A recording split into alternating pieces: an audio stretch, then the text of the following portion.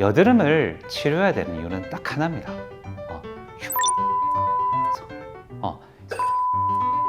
그 정도면 충분하다, 이렇게 말씀드리고 싶습니다. 안녕하세요. 피부과 전문의 베스트 피부과 대표 원장 손현호입니다. 오늘 또 여러분들한테 드리고 싶은 이야기를 마음껏 유튜브 카메라 앞에서 말할 기회를 주셔서 감사합니다. 자, 오늘 제가 이제 말씀드릴 것은 사춘기 여드름 치료해야 되나 말아야 되나입니다. 지금 중고등학생들 여름이 돼서 시험 끝나고 이제 좀 여유가 있죠? 대학생분들도 지금 아마 방학이 시기라고 생각합니다. 자, 여드름 치료를 해야 되나? 주변에 보면 여드름 다 나잖아요, 그죠? 친구들 뭐 할 거 없이. 자, 우리 여드름은 사실은 젊음의 상징이죠. 우리가 성호르몬이 왕성한 나이 때 호르몬의 영향으로 이제 얼굴의 피지 분비가 왕성해지면서 어렸을 때, 어린이 때는 반질반질하던 피부가 이렇게 마치 곰보처럼 이렇게 막 뾰루지가 나게 되죠. 병원에 오셔서 이제 여드름 나는데 어떻게 해야 되나요? 라고 이렇게 그 학생 보호자분하고 학생께서 저희 병원에 자주 찾아오십니다.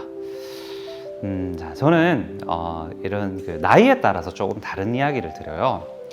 보통 우리가 여드름이 처음 나기 시작하는 나이가 초등학교 한 4, 5학년 정도부터예요.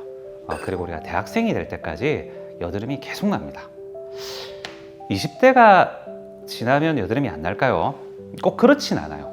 피부가 두꺼우신 분들은 30대가 넘어가서도 턱선 쪽에 여드름이 날 때가 많죠. 여드름을 치료해야 되는 이유는 딱 하나입니다. 흉터가 안 남기 위해서. 여드름을 안 나게 하는 것도 물론 좋지만 그게 최종 목표여서는 안 돼요.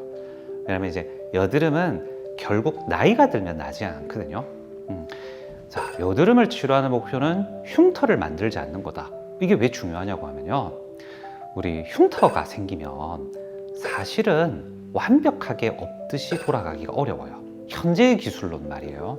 그리고 이제 여드름이 많이 난 사람들은 나중에 이렇게 모공도 커져 있거든요.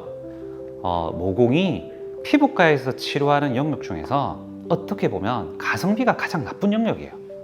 시간이 많이 들고, 물론 저는 잘 치료할 수 있다고 자부하는 의사지만 그러나 그렇게 간단하지만은 않거든요. 자, 우리 이제 사춘기에 접어들어서 여드름이 났다고 한번 쳐봅시다. 자, 일단은 피부과를 한번 찾아오세요. 왜 찾아오라고 하냐면, 꼭 이제 피부과를 오지 않아도 우리가 바깥에서 세안을 잘한다든지 일반 의약품 같은 것으로 약간 이렇게 자가치료를 할 수 있잖아요, 그죠? 근데 피부과에 오면 아무래도 전문 의약품을 드릴 수가 있어요. 제가 이게 한 초등학교 고학년이나 중학생 정도쯤 되는 학생이 오면 제가 뭐라 말씀드리냐면, 아직 나이가 어리기 때문에 이렇게 강력한 약을 쓰기가 어렵다. 지금 해야 할 것은 흉터가 안 생기게 얼굴에 청소를 하는 거라고 말씀드려요. 뭐를 청소하는 걸까요?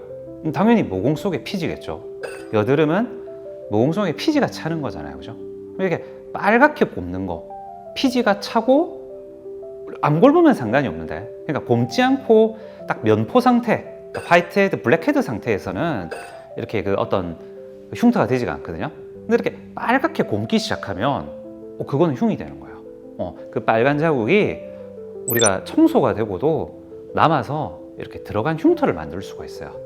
자, 그렇기 때문에 사실은 여드름 압출을 받아야 되는 딱 적기는 여드름이 염증성으로 바뀌기 바로 직전이라고 딱 보면 돼요. 근데 그걸 이제 환자분들은 알아보기가 어렵죠. 근데 저희들이 딱 보면 지금 이 환자는 압출 청소를 좀 받아야 되겠는데?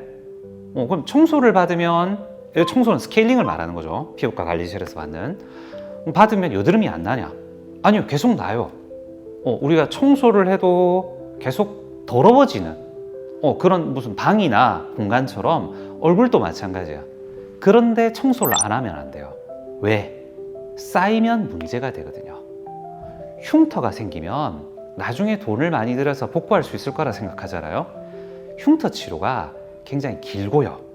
흉터는 한 번 발생하면 이렇게 많이 치료해도 이게 다 나은 것 같지만은 결이나 이런 것은 조금 정상과 달라요.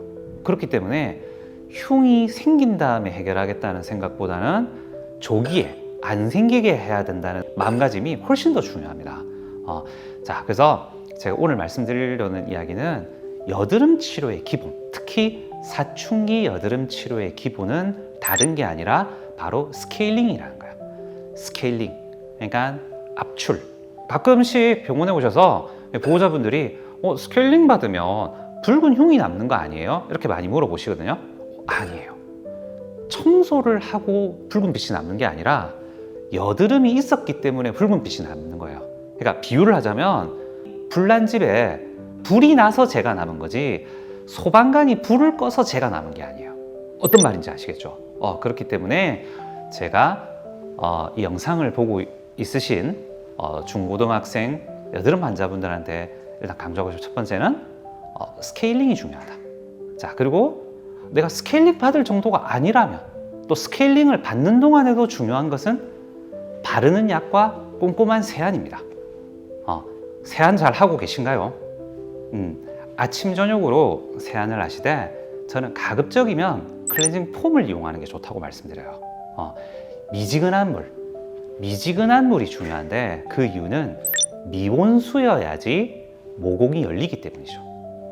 한 3분에서 5분 정도 시간을 들여서 천천히 모공을 열어준다는 기분으로 강하지 않게 세안을 하고 세안한 후에는 토너를 쓰는 게 좋아요. 토너가 그렇게 알코올이 들어있어서 피지를 날려주고 잔여물을 씻어주는 역할을 하거든요. 그리고 의사가 처방한 약을 정도를 발라주고 위에는 꼭 보습. 여드름 왜 보습을 해야 되나요? 라고 생각하죠.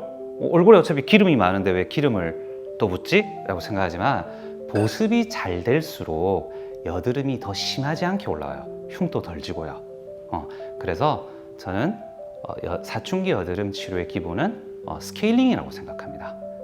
사춘기 여드름 환자한테는 저희들이 음식 제한이나 일찍 자라든지 수면 같은 것도 많이 강조를 하지 않아요. 평상시에 세안, 그리고 심할 때는 피부과에 와서 스케일링과 압출, 그 정도면 충분하다. 이렇게 말씀드리고 싶습니다.